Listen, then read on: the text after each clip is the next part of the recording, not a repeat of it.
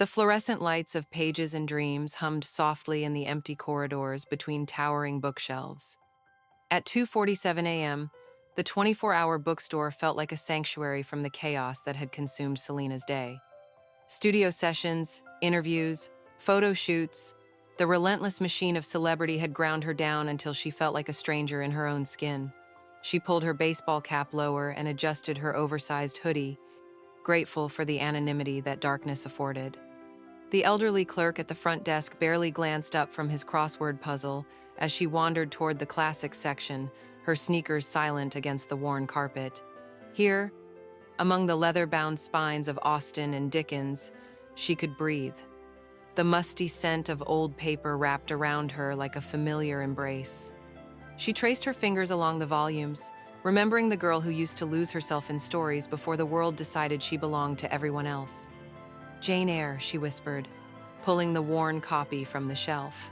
The pages fell open to a passage she'd underlined years ago. "I am no bird, and no net ensnares me. I am a free human being with an independent will." The irony wasn't lost on her. An hour passed like minutes. She'd collected a small stack of booksome old favorites, some new discoveries, and made her way to the cafe section. The barista station was closed, but she found comfort in the arrangement of empty chairs and tables, imagining the conversations that filled this space during daylight hours. Her phone buzzed insistently. 17 missed calls from her assistant. The outside world, demanding her return. Sighing, she gathered her books and headed toward the exit, her mind already shifting back to tomorrow's obligations. The automatic doors slid open with a soft whoosh, and she stepped into the cool night air, breathing deeply. "Excuse me," the sharp voice cut through the quiet street. Selena turned to see a young man jogging toward her, his long hair catching the streetlight. He was tall and lean, with the kind of intense eyes that seemed to see everything. "You took the wrong bag," he said, slightly out of breath. Selena looked down at the canvas tote in her hand, generic, beige, unremarkable. "I'm sorry? That's not yours." His tone was firm but not unkind. "I saw you switch it with someone else's inside." Heat flashed across her cheeks. "I didn't switch anything. This is mine. Look, I work here. I saw what happened." He stepped closer, and she caught a whiff of coffee and old books. "The cameras caught everything. Just give it back and we can pretend this never happened." "Are you calling me a thief?" The words came out sharper than she intended, but exhaustion and frustration had shortened her patience. "I'm giving you a chance to make this right." His voice remained steady, professional. "The owner of that bag is probably panicking right now." Selena's grip tightened on the handle. "I bought books. I paid for them. I grabbed my bag and left.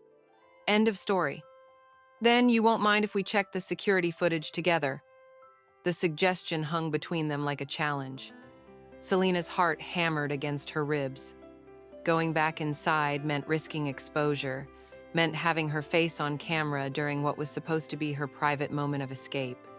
"Fine," she said, surprised by her own defiance. "Let's check your precious cameras." They walked back through the automatic doors in tense silence.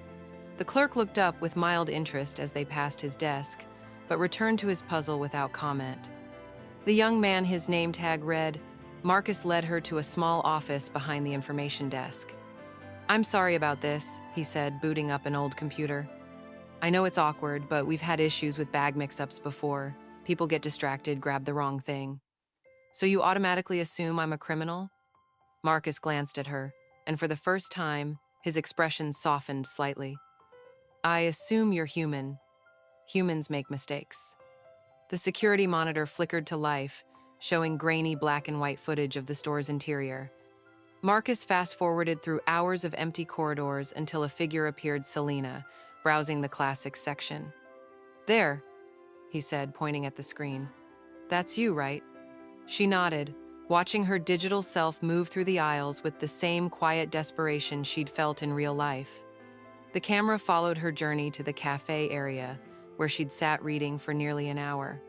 "Wait," Marcus said, rewinding the footage. "Look at this." On screen, another customer entered the cafe, area middle-aged woman with a similar canvas bag. She set it down on a nearby table while she browsed the magazine rack. When Selena got up to leave, she grabbed the bag closest to her chair. "See?" Marcus said, his voice gentler now. "Honest mistake. It happens all the time." Selena stared at the screen, watching her unwitting crime play out in silent pixels. The relief was overwhelming. She wasn't going crazy, wasn't losing her grip on reality. But the embarrassment was almost worse than the accusation had been. "I'm sorry," she said quietly. "You were right to stop me." Marcus studied her face in the glow of the monitor, and she saw the exact moment recognition dawned in his eyes. His expression shifted from professional concern to something like wonder. Yeah." She braced herself for the inevitable change, the sudden deference, the request for selfies, the transformation from person to commodity. But Marcus just nodded slowly. "That explains the hat and hoodie at 3 a.m. Are you going to, what? Ask for an autograph?" He laughed, but it wasn't mocking. "My shift ends in 4 hours. I just want to get through it without any drama." The simple honesty of his response caught her off guard. Most people don't see celebrities accidentally commit petty theft at their workplace," he said dryly. "I'd say we're in uncharted territory." Despite everything, Selena found herself smiling. "When you put it that way. Come on," Marcus said, standing up. "Let's get this sorted out. The woman who owns your actual bag is probably having a panic attack." They returned to the cafe area, where Selena's real bag sat exactly where she'd left Ida designer tote that cost more than most people's rent. She realized with a pang of discomfort. The contrast between the two bags was stark and telling. "This is embarrassing," she admitted, switching the bags back. "Why? Because you made a mistake? Or because you got caught?" The question was more probing than accusatory, and it made her pause. "Because I was so defensive. Because I assumed you were just another person trying to take advantage of me." "Were you wrong?" She looked at him. Really looked. Marcus was watching her with genuine curiosity, not the hungry intensity she'd learned to recognize in people who wanted something from her. "I don't know," she said honestly. "Are you?" "I'm a graduate student working the night shift at a bookstore to pay for my thesis research," he said. "I've got about as much use for celebrity drama as I do for a hole in my head." "What's your thesis on?" "The intersection of public persona and private identity in digital media." He grinned at her surprised expression. "Yeah, I know."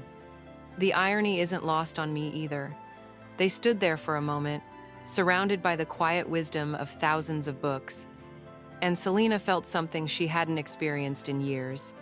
The simple pleasure of being seen as herself, not as her image. "Can I ask you something?" Marcus said. She tensed, waiting for the inevitable request. "What were you reading for so long? You looked completely absorbed." The question was so unexpected, so normal, that she laughed. "Jane Eyre.